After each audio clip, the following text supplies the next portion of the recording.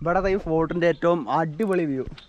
ഇതൊക്കെ പണ്ട് 1600 കാലഘട്ടത്തിൽ കെട്ടിവെച്ചൊരു സാധനം എന്ന് പറയുമ്പോ എന്തായാലും കൊള്ളാലേ, പല ആൾക്കാരും കൊള്ളാലേ. ഈ നാറി എനിക്ക് ചെറുപ്പം തൊട്ടേ അറിയാം. ഇവനെക്കാളും വലിയ വായി നോക്കി ഈ പഞ്ചായത്തിൽ വരേണ്ട. ഹലോ ഗൈസ്, അപ്പൊ നമ്മള് ഒരു ഫോർട്ടിലേക്കാണ് പോണേ. അപ്പൊ പോകുന്ന സ്ഥലം എന്താ പറയാ, എന്തായിരുന്നതാ സ്ഥലത്തിന്റെ പേരെന്തായിരുന്നു? ആ സ്ഥലത്തുള്ള അവിടെ ഉള്ളൊരു ഫോർട്ടിലേക്കാണ് പോണേ. കണ്ടില്ലേ, മേലെ കാണുന്നുണ്ട്.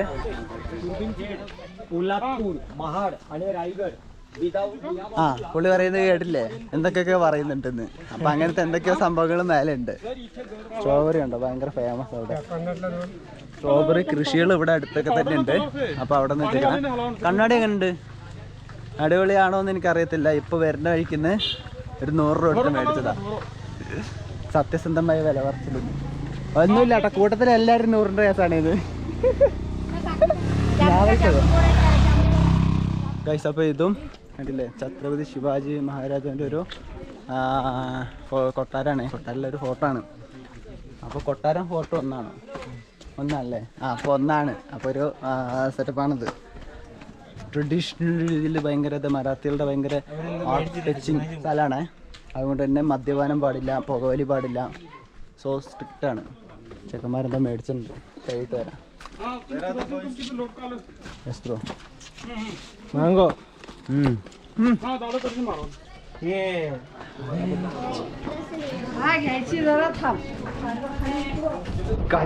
അങ്ങനെ അടുത്ത കവാടം കൂടി കഴിഞ്ഞ്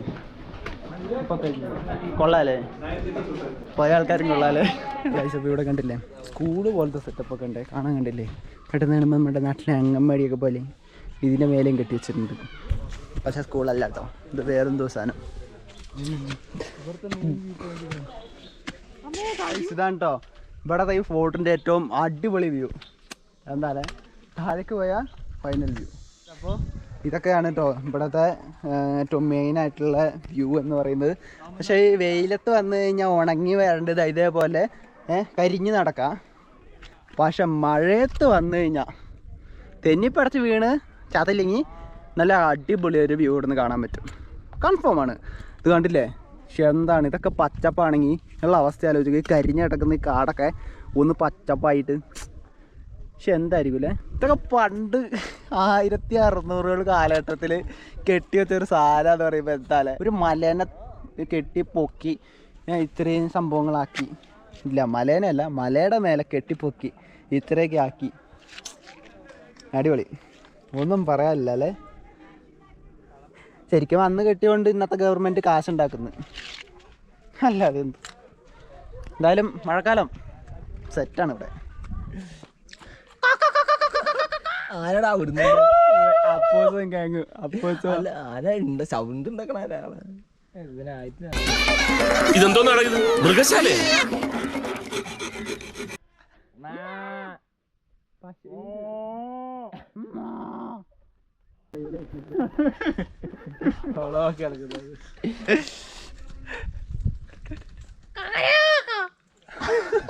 കാക്കരാക്കായോ, കോഴിക്കും കാക്കൊക്കെ ഉണ്ടായ കോയ.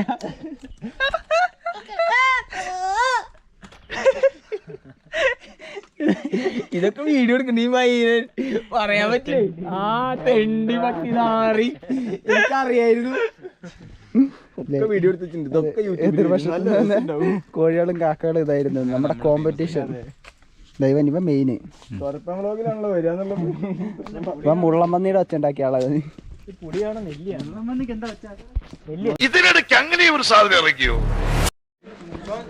ഇതാണ് കേട്ടോ ഇപ്പൊ നമ്മുടെ ഛത്രപതി ശിവാജി